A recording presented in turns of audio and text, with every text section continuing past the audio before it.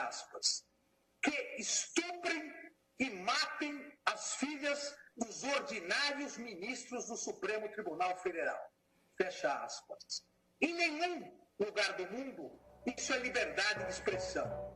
Isso é bandidagem. Isso é criminalidade.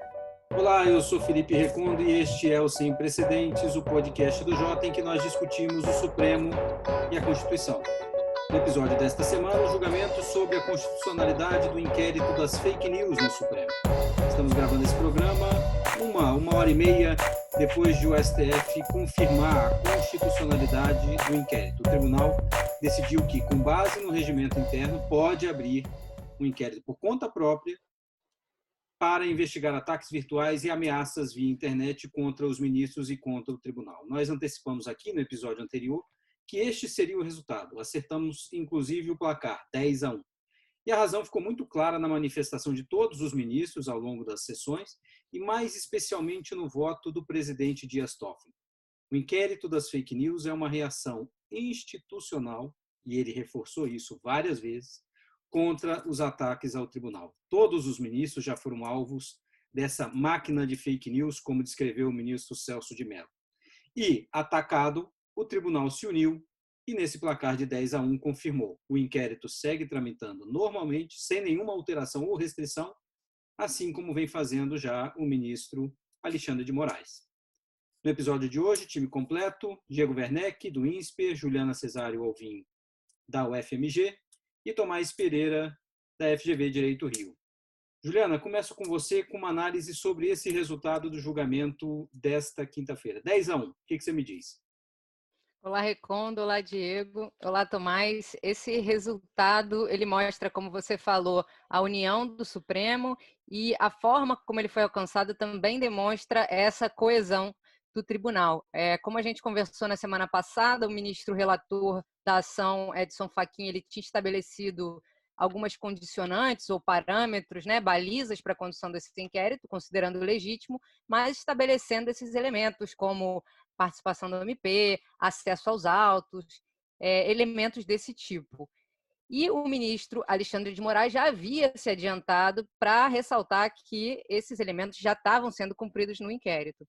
Dessa vez, ao votar, o ministro Alexandre de Moraes disse que concordava com essas condicionantes porque eram pressupostos, inclusive da maneira como os inquéritos em geral deveriam ser conduzidos, mas que não concordava com o fato de que essas condicionantes estariam presentes no dispositivo da decisão, E ali, num movimento de coesão, de deliberação, os ministros, e sobretudo o ministro relator Edson Fachin, voltou atrás no seu próprio voto e aceitou conformar o seu voto a essa sugestão, colocando essas condicionantes, como óbvio ter dito, como justificativas, como razões da sua decisão, mas não no dispositivo, no resultado final da decisão. E assim, o tribunal, como um todo, concordou com essa nova formulação, salvo o ministro Marco Aurélio, que divergiu, inclusive, do resultado final. Mas aí eu acho que fica bastante claro essa coesão do tribunal, não só pelo 10-1, mas pela maneira por meio da qual esse 10-1 foi alcançada, com deliberação, com diálogo e coesão durante o julgamento. A gente vai falar mais sobre diálogo e alguns ministros dizem que 10-1 no Supremo é unanimidade. Diego, eu queria ouvir você também para explicar um pouquinho qual era a ação, o que estava em jogo, manifestação do Procurador-Geral da República e também que você analisasse o resultado do julgamento. Felipe, como a Juliana adiantou, esse era uma ação que colocava uma questão em tese, da compatibilidade com a Constituição Federal, em que condições seria compatível um artigo do regimento interno que permitiria ao Supremo iniciar um inquérito, como vocês já adiantaram. E uma coisa interessante desse julgamento é que, colocando mais um elemento nessa unidade que você mencionou, que a Juliana mencionou, além deles terem convergido no resultado, além de terem convergido no argumento, no detalhe, é quase como se os votos tivessem scripts muito parecidos. Exatamente. E o que são algumas características desse script que me chamaram a atenção? Primeiro, uma argumentação não pelo detalhe da regra, mas pela gravidade do que está em jogo. todos falaram no detalhe da regra em alguma medida, mas pego, por exemplo, o voto do ministro Celso de Mello. Ele fala do 43 em si e do inquérito em si, meia dúzia de páginas, não mais do que isso. O resto do voto, e eu acho que é representativo de vários dos votos, essa característica, fala sobre a gravidade do problema das fake news, fala sobre como que isso ameaça a democracia, liga com questões de desobediência a decisões do Supremo, conecta com a discussão de manifestações antidemocráticas em geral. Então, acho que há um script ali que é similar em vários aspectos.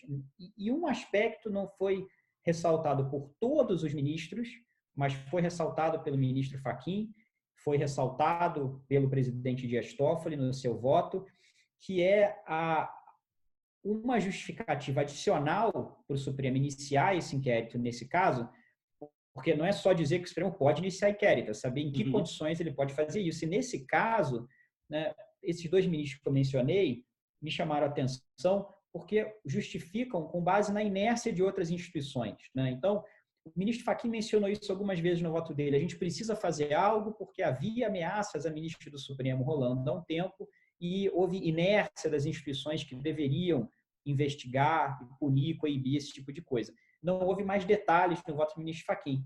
O ministro Toffoli, né, o Alexandre de Moraes, no voto dele, com bastante, né, tempo dedicado a isso, lê em detalhes algumas das coisas que tinham sido postadas, como ameaças em redes sociais, né, mas ele não chega a falar da inércia, pelo menos eu não vi claramente como aparece no Toffoli, das outras instituições. E o ministro Toffoli dá um exemplo, né, de um ofício que teria sido enviado para a Polícia Federal em janeiro de 2019, 2 meses, portanto, antes do início do inquérito, em que ele afirma que havia uma ameaça de bomba que havia chegado ao conhecimento dos ministros e a Polícia Federal teria instaurado o inquérito, mas, nas palavras do ministro Toffoli, não se sabe o que aconteceu depois disso.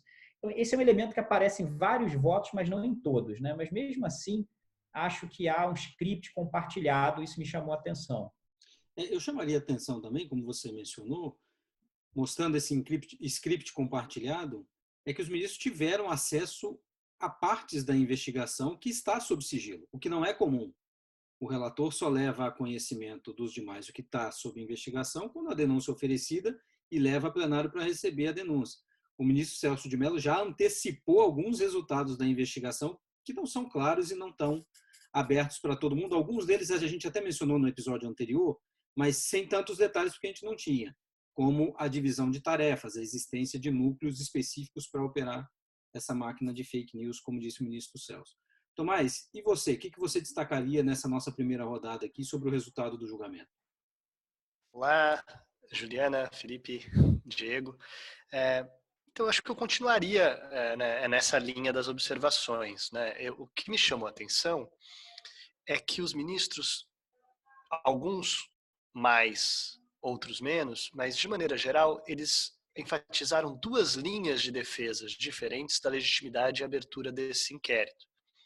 Uma é que é tudo muito normal, que o artigo 43 permite, que o artigo 43 foi recepcionado, algo que o ministro Macquarie divergiu, né? Ele foi exceção, mas que foi excepcionado, que é isso mesmo, que claro que pode abrir inquérito, que isso é natural. Listaram todas as outras instituições que também têm poderes de abrir inquéritos e se colocaram como apenas mais uma instituição com esse poder e fizeram uma interpretação apenas de dizer que hoje temos que considerar o mundo virtual, né? Então atualizaram esses poderes para o mundo de hoje, mas como se fosse muito normal, como se esse inquérito fosse um análogo de alguém que no plenário do Supremo resolve levantar e começar a gritar ou atacar um ministro fisicamente. E essa pessoa vai ser presa e vai ter um inquérito contra essa pessoa. Como se fosse nada mais do que isso. É uma versão virtual disso. Por outro lado, em vários dos votos e dos ministros, aparece a excepcionalidade da situação.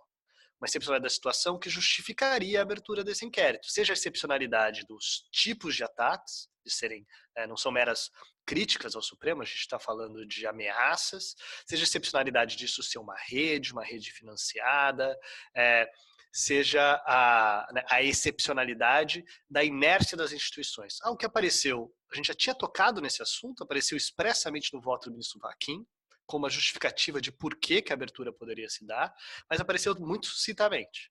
Né? Um parágrafo rapidamente mencionou aquilo. Agora a gente teve alguns ministros que deram exemplos específicos, o ofício que o Diego mencionou e assim por diante.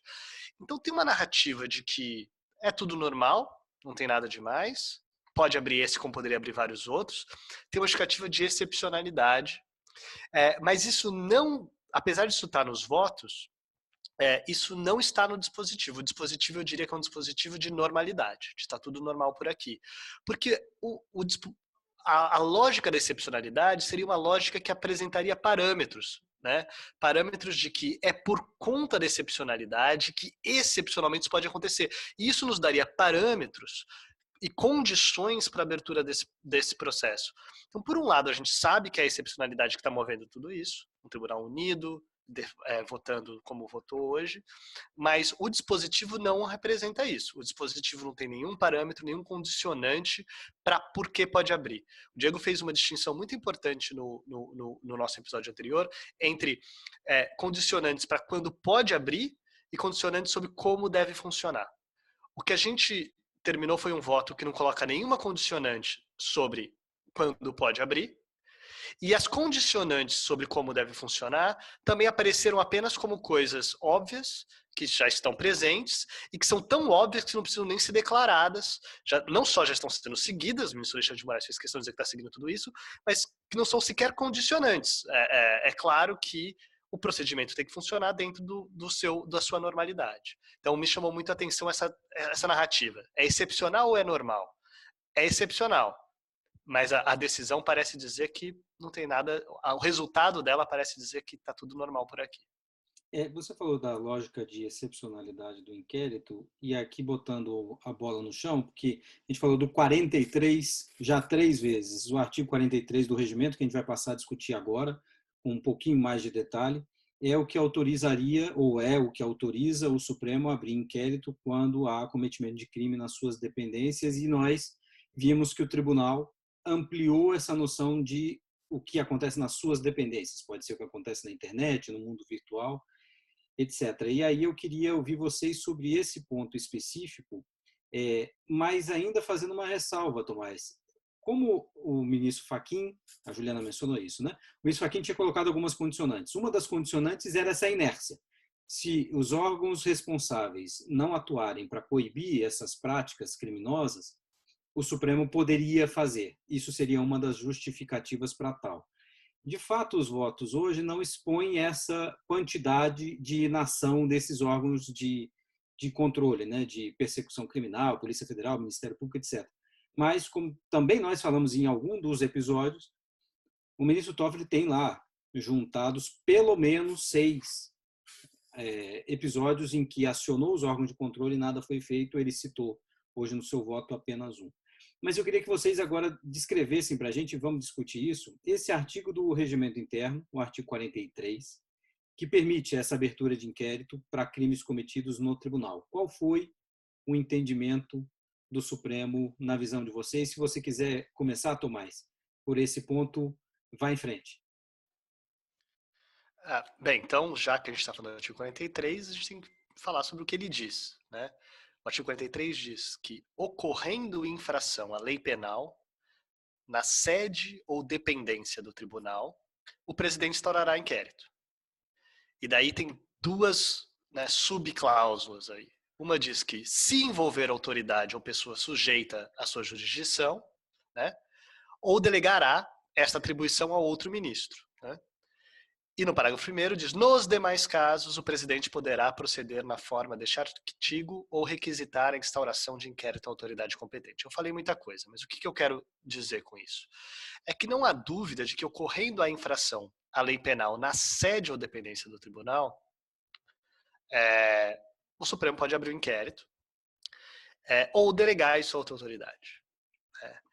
Então, o que eles fizeram parece ser dizer que, como isso aconteceu virtualmente contra o Supremo, então essa interpretação restrita, né, de que na sede é fisicamente dentro do tribunal, não interessa. Acho que o ministro Alexandre de Moraes enfatizou muito isso, né, que era sobre o que interessa é a matéria, né, e não o local, né? Então, Inclusive, parece que é ser um ataque contra o Supremo, e muito mais de ser um ataque no Supremo. Inclusive, ele mencionou como exemplo um atentado com artefato de bomba na frente da casa de um ministro. Ele citou esse como um dos exemplos de ataque. Então, reforçando o que você está dizendo, não é necessariamente no tribunal e, quiçá, nem virtualmente em relação ao tribunal. Pode ser na casa do ministro do Supremo. Mas isso eu acho que volta à narrativa que a gente falou ontem, né? Uma narrativa de normalidade e de uma de excepcionalidade. Uma de normalidade seria crimes contra o Supremo que ocorram no Supremo. O Supremo pode abrir inquérito, o mundo é virtual, hoje em dia os ataques são virtuais, então logo eles não precisam ser fisicamente no Supremo, virtualmente no Supremo, está de bom tamanho, pode abrir. Mas tem uma outra lógica que eles tentaram usar várias vezes, que era sobre como existem poderes imanentes de que toda instituição tem que ter poder de se defender, que o Supremo tem poder de fazer cumprir suas decisões e assim por diante. O que é verdade. O que pode ser verdade, né? Dentro de certos limites, é verdade. Essa linha de poderes imanentes e de autodefesa da instituição seria uma linha que talvez tivesse focada nessa excepcionalidade, tivesse focada nos elementos concretos que explicam por que o Supremo... o próprio artigo diz, né? O Supremo pode abrir esse inquérito, ou ele pode delegar isso para outra autoridade. Tem duas questões aí. Uma ele pode abrir esse inquérito em qualquer situação, né? Tem uma interpretação ampliativa disso que parece que sim. Eu diria que não. Eu diria que tem que interpretar muito especificamente o que significa ser na sede do Supremo, e mesmo que a gente amplie isso para ataques institucionais, isso não significa qualquer coisa, não pode significar qualquer coisa. Eu acho que isso estava mais presente no voto do Fachin. Uma outra pergunta se eles têm o poder de delegar, por que eles não estão delegando? Então, tem um elemento da normalidade, mas o próprio artigo que dá esses poderes aos ministros falam que eles poderiam delegar. Então, por que eles não estão delegando? Então, implicitamente, eles não são obrigados a abrir esse inquérito. Então, tem claramente uma pergunta que tem que ficar, e da própria leitura do artigo 43 por que não delegar? É uma discricionalidade? É porque... Não é verdade, não é porque sei lá, porque o Alexandre gosta de conduzir inquéritos, é porque eu acho que ele sente a necessidade de ter que fazer o ministro Alexandre de Moraes sente a necessidade de que é o tribunal que tem que conduzir isso. Então eu acho que isso está presente aí de uma maneira que a gente tem que levar a sério. Diego, eu queria passar a palavra para você, mas eu ia ressaltar um ponto do voto do Toffoli especificamente nesse quesito que o Tomás mencionou. Por que não delegar? E o Toffoli, quando faz um elogio ao Augusto Aras como PGR, ele deixa implícita a crítica a Raquel Dodge. Ele fala, no passado a PGR não fez nada, mas agora a PGR está cumprindo sua missão e tal. Então havia uma desconfiança em relação a outra gestão da PGR, e acho que havia uma desconfiança não só de que não estava agindo, como se fosse obrigada a agir, não levaria adiante como o Supremo achava que deveria ser levado a sério a questão. Tanto que, no seu parecer, a Raquel Dodge disse, arquive o inquérito, o Supremo arquive o inquérito e eu abro um por conta própria. Ninguém confiava mais na capacidade da Raquel Dodge de conduzir essa investigação. Com razão ou sem razão, mas como houve uma inação antes, parece que eles não confiavam. Isso, para mim, ficou bastante claro no voto do Toffoli. Diego. Eu vou enfatizar um outro ponto que aparece, uma convergência que atravessa os votos dos ministros sobre como interpretar esse 43. E um argumento que ecoa em várias dessas manifestações dos ministros é o de que muitas das críticas que foram dirigidas ao uso que o Supremo, que o presidente Toffoli e que o Alexandre de Moraes estavam fazendo, né, nesse inquérito embasado no 43, na verdade, são críticas que não diferenciam exatamente o que é uma fase processual de uma fase pré-processual, né? E as exigências legais são bastante diferentes e mais leves para a condução dessa fase pré-processual. Inclusive, não se pode dizer que existe um monopólio de uma instituição em conduzir inquéritos, né? Então, vários ministros ressaltam, por exemplo, a analogia, mas o exemplo das comissões parlamentares de inquérito. Ora, o Legislativo tem também, dentro de certas condições, o poder pela Constituição de realizar inquéritos. O que acontece é que depois não é o legislativo que vai oferecer a denúncia, né? Ele entrega esse pacote com o que ele tiver apurado para quem tiver autoridade pela Constituição para decidir se a denúncia é realizada ou não. E aí todos eles unanimemente enfatizam a indispensabilidade do juízo do Ministério Público, né? Que aí sim vai fazer essa análise e decidir. Agora, essa analogia com a CPI é uma analogia que corta um pouco dos dois lados, né? Por um lado, ela mostra que sim, a autoridade para instaurar inquérito, ela está espalhada entre diversas instituições.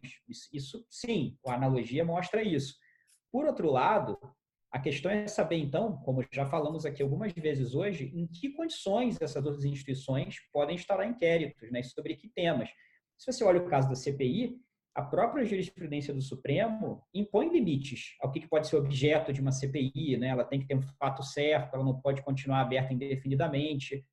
Então, as perguntas difíceis que não são, de fato, respondidas nesse julgamento, apesar dessa mensagem convergente, acho que diz respeito a esses limites, porque, como a gente também já observou, os ministros justificam o inquérito com coisas que a gente sabe hoje, mas que há um ano a gente não sabia, né? E pensar nessa discrepância é importante para continuar um debate no futuro sobre em que condições, então, a gente vai achar legítimo que esse poder, que em tese pode estar na mão do Supremo de instaurar inquérito de condições, de fato vai ser usado num caso em que se justifica, né, que o inquérito se inicie com base no 43. Queria chamar a atenção, o Diego falou em perguntas difíceis que não foram respondidas, e o Tomás falou sobre se, quando o Supremo poderia abrir o inquérito. Acho que perguntas importantes também não foram respondidas com relação ao limite da liberdade de expressão, ou em que momento se ultrapassa a liberdade de expressão, isso se torna uma conduta passível de ser apurada dentro de um inquérito desse tipo. Né? Isso estava presente nas condicionantes do ministro Fachin. Ele disse que o objeto deveria ser delimitado a manifestações de risco, à independência do Poder Judiciário e ameaças a membros e familiares, e disse também que o inquérito não poderia abranger manifestações típicas da liberdade de expressão, mas nas quais não se incluíam postagens anônimas ou em esquema de compartilhamento em massa. Ou seja, ele já trouxe um monte de elementos, né, que outros ministros mencionaram, às vezes um, às vezes outro. Houve bastante ênfase na questão do financiamento, né, mensagens financiadas, e na questão do compartilhamento em massa. Não está claro em que medida esse compartilhamento em massa, o financiamento ou até mesmo o anonimato retirariam a proteção da liberdade de expressão, e não está claro se essas condicionantes ou esses elementos se aplicariam do mesmo modo para ameaças a integrantes do tribunal, né, como as que o ministro Alexandre de Moraes leu e que são bastante chocantes, ou se elas se aplicariam também e de que maneira a ameaças à instituição do tribunal, né, a instituição Supremo Tribunal Federal. Então, nesse sentido, fica difícil de depreender dos votos ou de estabelecer ou de traçar qual é o resultado disso para outros casos com relação à temática da liberdade de expressão.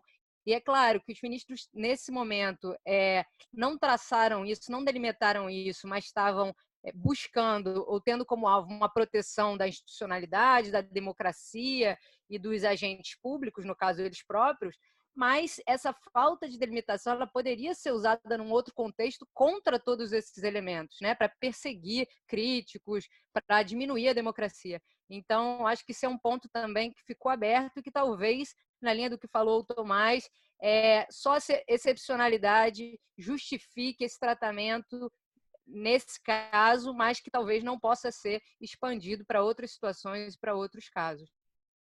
Ju, eu acho que essa sua leitura ela é reforçada porque me parece ser algo que os ministros fizeram deliberadamente, né? Eles tentaram descrever o problema subjacente a esse inquérito como se fosse um tudo ao mesmo tempo agora dos problemas que a democracia brasileira vive, com ataques a instituições, notícias falsas, né? Mobilização de pessoas por meio de notícias falsas contra as instituições. Então, você vê, por exemplo, que em alguns momentos, lendo vários dos fotos, não dá para você saber se você está falando sobre o inquérito que foi instaurado pelo Supremo para apurar ataques individuais aos ministros em redes sociais há um ano, ou se a gente está falando sobre o outro inquérito que está correndo paralelamente, mais recente, iniciado pelo Augusto Aras, para investigar manifestações antidemocráticas. Em vários momentos nas falas dos ministros, tem trechos que poderiam caber nos dois inquéritos, né? Porque eles estão falando de um problema de fundo, que, mais uma vez, é um problema que apareceu agora, nos últimos meses, na pauta do Supremo, mas que, se você olha as manifestações do Toffoli em março e em agosto, né, os dois momentos em que o presidente Toffoli falou institucionalmente sobre a justificativa para abrir esse inquérito. Primeiro, quando ele foi instaurado, né, em março de 2019, e depois, em agosto, no ofício ao ministro Fachin, relator dessa ação, nos autos dessa ação, prestando informações. E ali, né, é uma justificativa que enfatiza condutas de pessoas que têm o ânimo de, né, ferir fisicamente, mas ferir a reputação, a honorabilidade dos ministros do Supremo e suas famílias. Um ano depois, a coisa é descrita de um jeito, o problema, como se de fato fosse o problema maior da relação entre ameaça à democracia, fechamento de instituições no Brasil e mobilização por meio de fake news de forma organizada, né? Então, acho que isso contribui para o problema que você está descrevendo, porque parte das coisas que eles descrevem são problemas que não são necessariamente penais, podem ser problemas para o TSE, podem ser problemas para como lidar com eleições, né? Podem ser problemas políticos graves, mas eles ganham formas variadas e me parece que os ministros apostaram nessa justificativa. Ao apostarem nessa justificativa pela gravidade do problema de fundo, eles acabam reforçando o problema que você aponta. E mais uma coisa, tem uma certa... Pode ser que haja alguma estratégia, né, em você aproximar essas duas coisas, o inquérito das manifestações e esse inquérito das fake news, para mandar uma mensagem que tira o foco do 43 e do problema processual específico que foi levantado perante o Supremo e coloca o foco no problema do mundo, dizendo, olha, isso é o que está acontecendo no Brasil hoje. Se não for pelo inquérito instaurado pelo 43, vai ser pelo inquérito das manifestações antidemocráticas, essa rede vai ser desbaratada de alguma maneira. Se não for por um caminho, vai ser pelo outro, e provavelmente os dois vão se alimentar, né, correndo paralelamente.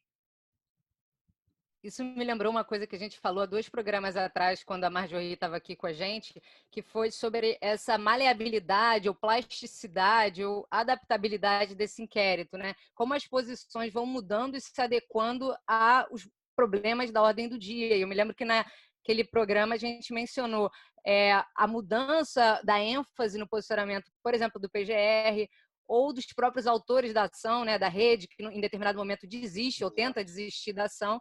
E aqui também mostra como o próprio Supremo se adapta, pela via desse inquérito, à conjuntura atual. E, inclusive, como você colocou, pode usar, ou pode estar usando, ou pode vir a usar esse inquérito para passar recados, para adotar condutas que se referem não exatamente ao inquérito, mas por meio do inquérito a outros comportamentos, outros fatos que estão ocorrendo aí no mundo. Eu acho que isso é uma boa maneira de a gente voltar ao artigo 43, que o artigo 43 tem aquela primeira cláusula que é se acontecer no Supremo Tribunal Federal, e a gente já viu quanto a discussão é o que isso significa, se quando acontece na internet vale, mas ele tem 2 subcategorias, né? Que se acontecer no Supremo Tribunal, é a primeira condição, e daí, se envolver pessoa que está sob a jurisdição do tribunal, ou seja, tem foro, continua no tribunal. Se envolver pessoa que não está sob a jurisdição do tribunal, não tem foro, pode continuar no tribunal ou pode delegar para outra autoridade. Então, essa é a estrutura, digamos. O interessante é que quando vocês falam dos 2 inquéritos, o primeiro inquérito é sobre algo que acontece no tribunal, né, nessa interpretação virtual, mas que não se sabia o quanto você tinha pessoas com foro envolvidas. E ao se desenvolver, começou-se a achar pessoas com foro, o que justificaria que continuasse no Supremo, desde que virtual conte, né? Ao mesmo tempo, paralelo a isso, que não tem nada a ver com o 43, a gente tem processos criminais que envolvem pessoas que têm foro no tribunal, que cometeram ou são suspeitas de cometerem alguma atividade criminosa no exercício da sua função, que são julgadas no Supremo. O que a gente está vendo é esses dois mundos se conectarem. O que aconteceu no tribunal, virtualmente no tribunal, chegando em pessoas com foro. E o que envolve pessoas com foro, dizendo respeito ao tribunal, na medida em que os ataques são também a instituição. Então, realmente, essas duas coisas se conectam. Né? E eu acho que é isso que a gente está vendo, porque é como se tivesse ido pelas duas pontas. Um veio pelo que e está chegando no quem. E o outro veio já sabendo quem, já tinha um indício de pessoas que incentivaram uma atividade que era contra o tribunal, mas que se não fosse contra o tribunal, se fosse contra outra instituição, também seria ali, porque também envolveria pessoas com foro e ali seria o espaço que elas seriam julgadas. A gente aqui passou esses últimos minutos lendo o artigo 43 e falando de não haver limites claros para o futuro, mas eu aqui nem sei se a gente vai debater isso, mas eu acredito que ninguém imagina que no Supremo Tribunal Federal haverá um novo inquérito como este. Mas claro que o Supremo deveria deixar algo claro também para as instâncias inferiores, né? E o que ficou mais claro de tudo foi o recado que o Supremo deu. E, nesse sentido, está bastante evidente. O Supremo tem armas para se defender. E a gente já vinha falando, e a sensação em Brasília é essa, de que todo mundo está na Praça dos Três Poderes se armando para se defender de ataques que venham, seja de outro poder, seja de apoiadores deste ou daquele.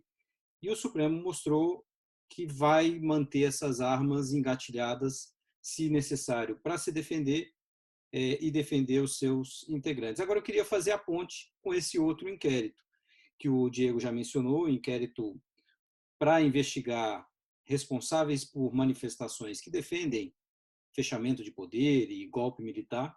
Essa semana a gente teve mandados de busca e apreensão e quebra de sigilo de 11 parlamentares. E um detalhe interessante, o pedido veio do próprio PGR, veio do Augusto Aras. Então, eu queria ouvir vocês, começando pelo Diego, sobre esse inquérito e para onde nós vamos nessa investigação, Diego. Felipe, acho que continuando na linha que eu tinha mencionado, esse inquérito e o das fake news claramente estão numa relação instrumental com um objetivo maior que ambos, né? Que é enfrentar esse problema que você descreveu, desses ataques e essa rede organizada em torno da viabilização de estímulo a esses ataques. Então, é interessante se perguntar, o inquérito está em sigilo, né? A gente não sabe o inquérito das fake news, né? Não das manifestações. A gente não sabe exatamente o que um pode ter alimentado o outro já, mas é plausível supor que a temperatura, o Supremo pode, de alguma forma, regular a temperatura nos dois, né, puxando a barra em um para cima. Então, fatos que apareçam no inquérito das fake news podem, nesse inquérito que a gente estava discutindo, 43, eles podem ter tudo a ver com o que aparece no outro inquérito, né? E aí uma pergunta a ser feita é a situação em que isso coloca o Procurador-Geral da República, Augusto Aras, né? Porque o avanço de um dos inquéritos pode tornar menos custoso ele se comportar de uma forma mais agressiva com relação ao inquérito das manifestações, ou pode transformar, pode fazer com que fique custoso ele não agir, né? Então, pode facilitar certas ações de investigação, como você mencionou que esse foi um pedido dele, no caso, né, essa quebra de sigilo, isso é um dado muito, muito, muito importante. Mas eu acho que, mesmo com as informações incompletas que a gente tem, seria importante ler esse dado à luz da existência desse outro inquérito e que a gente sabe que o PGR teve acesso, né, ele faz referência a esse inquérito na manifestação dele prévia a esse julgamento, quando ele retoma os pontos que tinha já apresentado no passado, ele faz referência a fatos do inquérito sigiloso, que ele vem acompanhando, se não desde o início, já há vários meses, né? Então, a gente pode só colocar essa pergunta. Quanto que o inquérito das fake news, que a gente não está vendo, pode ajudar a explicar o comportamento de vários atores, inclusive nesse caso do Augusto Aras? Lembrando que o inquérito também das manifestações é relatado pelo ministro Alexandre de Moraes. Portanto, ele, relator do inquérito das fake news e relator do inquérito sobre as manifestações. Evidentemente, como você falou, as coisas estão caminhando juntas e as informações que a gente recebe da PGR as provas já estão misturadas. Elas já estão, as provas de um alimentando a investigação no outro. Portanto, o inquérito de fake news, que já está muito mais avançado e, inclusive, tem mais tempo, certamente já alimentou esse inquérito das manifestações, o que levou à quebra de sigilo de 11 parlamentares, que não é algo simplório, não é algo que se faz todo santo dia, né? Quebrar ao mesmo tempo o sigilo de 11 parlamentares da base do governo. Ju, queria ouvir você também sobre esse tema. O Diego colocou como é que essa relação entre os dois inquéritos opera ou influencia na atitude do PGR, né? Eu queria fazer a mesma pergunta, mas com relação ao Supremo. Quer dizer, essa conduta mais proativa ou mais agressiva do PGR no inquérito que ele está capitaneando, o que isso traz, seja para o inquérito cujo julgamento terminou hoje, né? A constitucionalidade dele foi decidida hoje, que a gente estava comentando, esse inquérito, conduzido pelo ministro Alexandre de Moraes, seja para o Supremo como um todo e o seu protagonismo nessa batalha aí dos poderes. Será que uma ascensão ao protagonismo do PGR permitiria o Supremo sair um pouco de cena, se isso for conveniente a ele, né? O Supremo já mostrou que tem suas armas, já mostrou que tem um inquérito que ele pode usar para se defender. E isso foi corroborado hoje com a decisão pela constitucionalidade desse inquérito. Será que agora é conveniente? Será que ele vai se valer disso para voltar para os bastidores, para ficar mais fora de cena e deixar esse embate acontecer na sua ausência ou não? Isso eu acho que é uma pergunta que vale a pena ser colocada. Como é que essa atitude do PGR nesse outro inquérito vai impactar na condução do inquérito conduzido pelo ministro Alexandre de Moraes e também na postura institucional do Supremo? E tem uma outra dimensão que complementa tudo isso que a gente está dizendo, que é o TSE, né? Não só porque essas provas que aparecem nesses inquéritos, com todas as cautelas que a gente já discutiu em outros programas, né?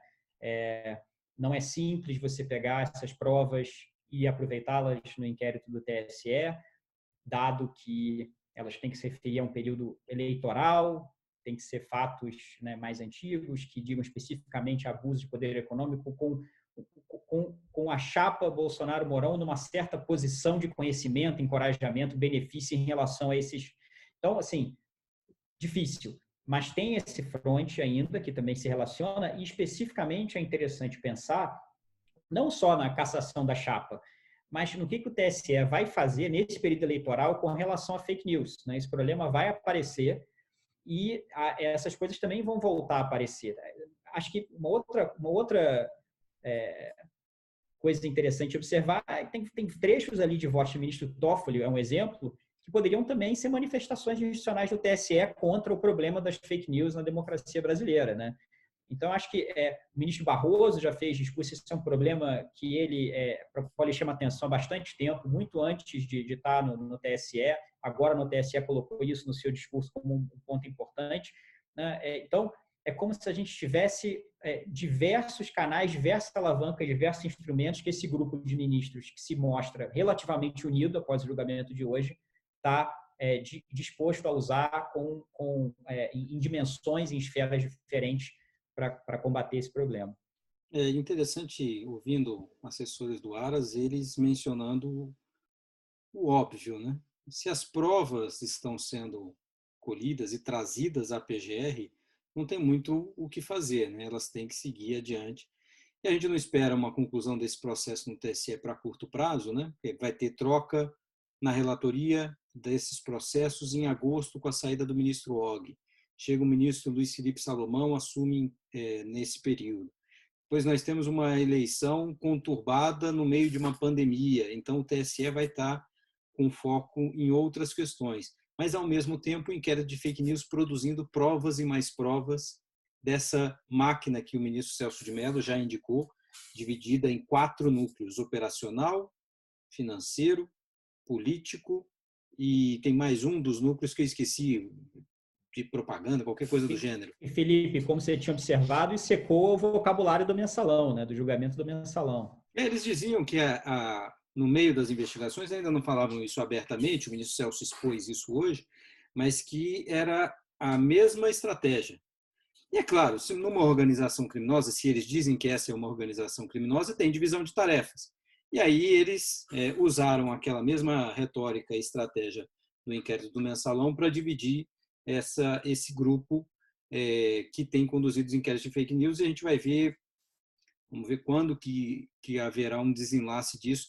Mas, Tomás, queria ouvir você também sobre esse inquérito de manifestações e um pouco também sobre isso que o Diego e a Ju mencionaram, de o presidente não tem mais um foco específico a atacar. Não é o Celso de Mello, não é o Alexandre de Moraes, não é o Supremo como um todo mais.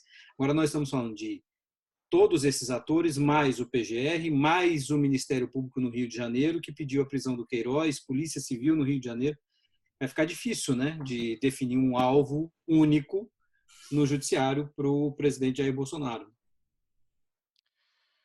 Certamente. Ele tentou ao máximo, né, pessoalizar na figura dos relatores, ou do relator, especialmente o ministro Alexandre de Moraes, associando ele ao fato de ele ter sido nomeado pelo ex-presidente Temer e assim por diante. Ele teve alguns atritos com o ministro Celso de Mello, mas com o ministro Celso de Mello era mais difícil. E isso tem a ver com percepção pública. O ministro Celso de Mello tem uma reputação, digamos, mais institucional por estar no tribunal há tanto tempo, por não estar associado a nomeações recentes, pela sua atuação em outros processos. Então ele tinha mais dificuldade de fazer isso. Mas agora a gente tem o tribunal como um todo, unido, né, legitimando isso, o que torna mais difícil. Ele não consegue pessoalizar, não é um ministro, não é o fato desse ser relator e não aquele, né? Claramente ele poderia colocar na conta do tribunal como um todo. Ele já vinha atacando o tribunal como um todo também, então isso não seria tão excepcional assim. Mas como você disse, começa a ter cada vez mais instituições, tem polícia civil, tem investigações ocorrendo nos estados, então vai ficando cada vez mais difícil parecer que é uma perseguição por alguém especificamente ligado a algum interesse muito peculiar, né? Eu acho também que, e daí falando sobre o que a Juliana falou, e aí a postura do Ministério Público, né, nos estados, inclusive, mas da PGR, né, e do PGR especificamente, do Aras, vai fazer muita diferença. Seja porque quem nomeou o PGR foi o Bolsonaro, então é muito difícil ele atacar alguém que ele nomeou. É mais difícil, digamos assim, botar na conta de ser alguém nomeado por outra pessoa e assim por diante, seja pela credibilidade que o Ministério Público ganhou nos últimos anos em torno da aprovação de grande parte da população da sua atuação na Lava Jato e em outras operações. Então, o PGR está ativamente pedindo algo, legitima muito o tribunal, né? Acho que um grande teste vai ser quando esse inquérito ficar pronto, como vão ser essas denúncias. A gente vai ter denúncias do Ministério Público especificamente contra quem elas virão. Lembrando que nisso o tribunal também tem uma certa maleabilidade na condução desse inquérito, porque quanto mais envolve pessoas com foro, eles têm um controle sobre isso e eles passam para o Ministério Público, para a Procuradoria-Geral da República mesmo, e fica nas mãos do Aras, em certa razão. Mas conforme eles forem capazes de fatiar isso em questões que não envolvem pessoas com foro que estão acontecendo nos estados, isso vai ser enviado para promotores pelo Brasil, né? De novo, então nesse inquérito talvez a gente veja algo similar que a gente viu na Lava Jato, né? Que havia a PGR atuando em Brasília e havia ministérios públicos, núcleos do Ministério Público Federal, inclusive, mas atuando em diversas regiões do Brasil, além do Ministério Público Estadual em algumas situações. E talvez a gente veja algo muito similar, o que diminui o poder de um único ponto de veto. E é algo que o tribunal consegue, digamos, utilizar com uma certa estratégia. E a estratégia pode ser e aí só no momento a gente vai saber. A estratégia pode ser unir tudo e entregar de uma maneira para a PGR, de uma maneira que seja tão retumbante e tão evidente que o custo de não fazer nada seja imenso, ou o contrário, fatiar isso em diversas subcategorias e tirar do controle de um único ponto de veto. Provavelmente eles vão fazer uma mistura das duas coisas, eu diria. Ter algo entregue à PGR, mas eles não vão abdicar completamente o poder de, caso isso não vá para frente, enviar isso para que outros membros da instituição possam atuar. Até antes da gente se encaminhar para o final, Tomás, você falou de dispersar o poder de veto. Eu acho que o Supremo, no inquérito de fake news, não queria perder esse poder. Se ele atribuísse e entregasse para o Ministério Público, saberia que estaria nas mãos também essa investigação, nas mãos de alguém que é indicado pelo presidente da República, né? E aí você mencionou o Bolsonaro não ter essa disposição de atacar o PGR que ele próprio indicou, e foi interessante que essa semana, depois da quebra de sigilo dos 11 parlamentares, alguns assessores no Planalto dizendo que isso não necessariamente era um mau sinal. E isso corrobora o que você está dizendo. Eles argumentando o seguinte: se ele está fazendo isso neste processo, pode ser que na investigação sobre Moro ele arquive. Então, por isso ele está pressionando de um lado para poder arquivar um mais importante do outro. O que é, obviamente, uma construção meio cerebina, uma vontade, né, de acreditar nisso, porque todo mundo também sabe que o Augusto Aras não poderia ter uma posição dúbia diante de provas. Ele não conseguiria ficar com um pé em cada canoa se as provas começassem a aparecer. Então, agora a gente está vendo e talvez tenhamos uma mudança de sinal também na PGR. E aí eu queria chamar vocês para falar de fato da semana, personagem ou uma decisão. E eu não sei se eu vou aqui quebrar as pernas de alguém, porque eu vou mencionar, Diego já está rindo, a demissão do Weintraub.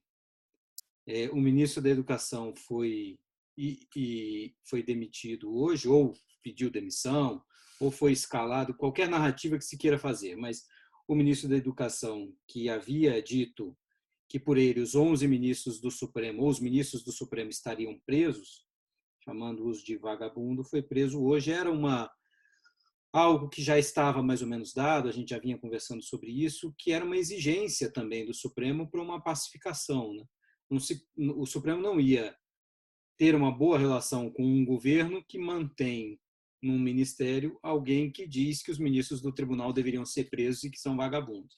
Então, eu citaria essa decisão ou este fato como um fato relevante da semana e queria passar a bola para vocês. Vou começar com você, Diego, já que talvez eu tenha tirado de você o seu fato da semana.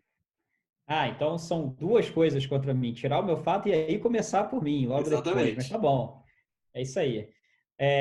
Bom, já que, né, é o fato da semana, talvez eu agora vá quebrar as pernas de outra pessoa, porque, né, hoje Fabrício Queiroz foi preso, né, foi encontrado e preso.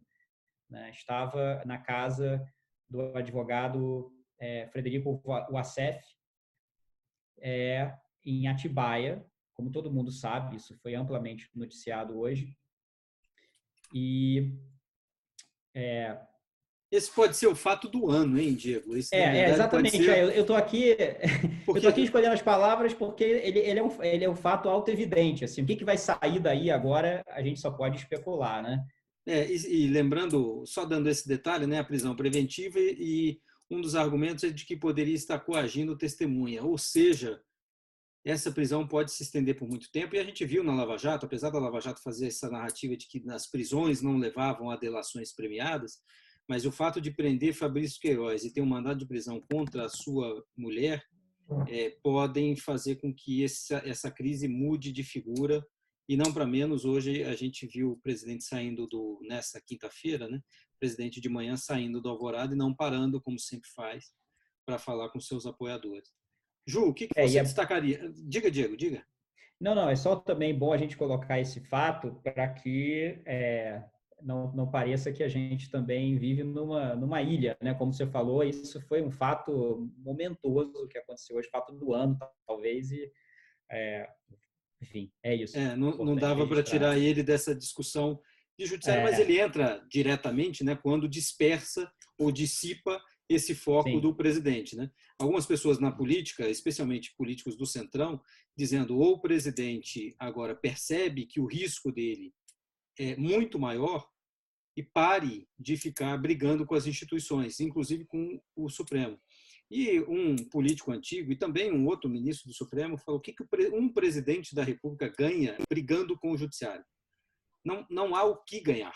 Não há absolutamente nada o que ganhar. E o presidente não percebeu isso, e agora talvez tenha percebido, e seja tarde demais, com 2 inquéritos abertos que podem pegar pessoas muito próximas a ele, inclusive parentes, apoiadores, etc., e com um processo no TSE que já está caminhando, não é arquivado, e mais do que isso, pode agora ser alimentado por inquérito das fake news. Vamos lá, Juliana, você, o que destacaria? Ju, você está no mudo. De novo, essa questão aqui analógica, né? Vou chamar atenção para um acontecimento aqui que rolou no plenário virtual, e, na verdade, eu queria contrastar 2 casos que foram decididos pelo Supremo no plenário virtual, para chamar atenção para o fato de que a gente também já ressaltou aqui que o Supremo Tribunal Federal trata, muitas vezes, direitos trabalhistas como direitos fundamentais de segunda classe. Foi um caso de liberdade econômica versus direito ao meio ambiente. Existiu uma portaria que foi editada pela Secretaria de Defesa Agropecuária que dizia que agrotóxico que não fosse avaliado num determinado prazo, tacitamente estava liberado. E o Supremo disse que essa portaria era inconstitucional, que a liberdade econômica não justificava isso, que deveria prevalecer o direito ao meio ambiente. Esse julgamento ainda está em curso, termina essa semana, mas todos os ministros que votaram até agora votaram nesse sentido, o relator, o ministro Lewandowski. Em contraste, uma outra decisão que foi tomada também no âmbito do plenário virtual reiterou uma decisão anterior, de 2018, do Supremo, declarando constitucional a lei de terceirização, né, a possibilidade de terceirização de atividades fins. O Supremo já havia decidido isso, mas na época não existia a lei, o que estava em discussão era uma súmula do TST, e agora, com a existência da lei, o Supremo reiterou a sua decisão a favor da terceirização e dividido, do mesmo jeito que havia sido anteriormente, divergindo a ministra Rosa Weber, ministro Lewandowski, ministro Marco Aurélio e ministro Fachin. E eu só queria chamar a atenção que toda a justificativa do ministro relator Gilmar Mendes é liberdade econômica, desconsiderando todos os preceitos trabalhistas que estão na Constituição. Na verdade, o voto dele é um argumento de adequar a legislação e o tratamento dos direitos trabalhistas à realidade fática. E quando, no caso do direito ao meio ambiente, do caso anterior que eu comentei, é justamente o contrário, é o direito buscando moldar a realidade, não se curvando à realidade. No caso do direito trabalhista, o argumento que prepondera é o argumento fático, o argumento de realidade, que nem sempre, inclusive, é baseado em fatos ou incontestáveis, em dados incontestáveis. Então, eu queria chamar a atenção, mais uma vez, para esse tratamento que o Supremo confere aos direitos trabalhistas, que eu considero que não é um tratamento que está à altura do tratamento que o Supremo concede a outros direitos fundamentais. Tomás, e você, para fechar? Bem, o fato da semana no Supremo foi essa união do Supremo em torno do inquérito. Acho que claramente não é à toa que a gente passou boa parte do episódio de hoje discutindo isso. Quanto ao Queiroz, eu só ia chamar a atenção que o Supremo tem a ver com isso. O Diego falou, tem que falar disso, porque não parece que a gente não sabe o que está acontecendo, não dá importância do que acontece no Brasil. Mas tem Supremo nisso aí também, né? Porque as decisões do Supremo em relação a foro privilegiado, ao seu próprio foro, COAF, né, a COAF, né, a própria atitude original do ministro Toffoli suspendendo, isso Exato. voltou. Então, o fato disso estar andando, e o fato disso estar andando, onde isso está andando, disso não estar no Supremo, é interessante. Tem a ver com uma decisão anterior do Supremo Tribunal Federal, é consequência de decisões do Supremo, ao mesmo tempo que o Supremo não está no holofote, não é o Supremo que está dando ordem e mandando polícia na casa de assessor ou de pessoas ligadas à família Bolsonaro. Nesse caso, o Supremo simplesmente tirou isso de si, deixou isso com outras instituições, e as instituições estão funcionando. O que mostra, o que também tem a ver com tudo que a gente falou até agora, que o Supremo tem com frequência esse poder, uma certa latitude, digamos assim, para escolher aquilo que ele quer ficar com ele, ou que ele sente que ele precisa manter com ele, e aquilo que pode deixar com outras instituições que vai bem e que talvez seja até melhor para o funcionamento geral. Então, as duas coisas eu diria que estão relacionadas. Maravilha, gente. Vamos fechando. E lembrando, só um fato que depois a gente explora daqui a umas 2 semanas, provavelmente. Nessa semana, o ministro Fachin completou 5 anos de Supremo. Podemos voltar a isso num próximo episódio. Obrigado. A gente volta nos próximos dias, próximas semanas, falando mais sobre Supremo e crise. Valeu. Obrigado, gente. A democracia comporta militância, sim. Militância progressista, militância conservadora, faz parte da vida. Agora, quem recebe dinheiro para fazer campanhas de ódio não é militante. Primeiro é mercenário, que recebe dinheiro para a causa. E segundo, é criminoso.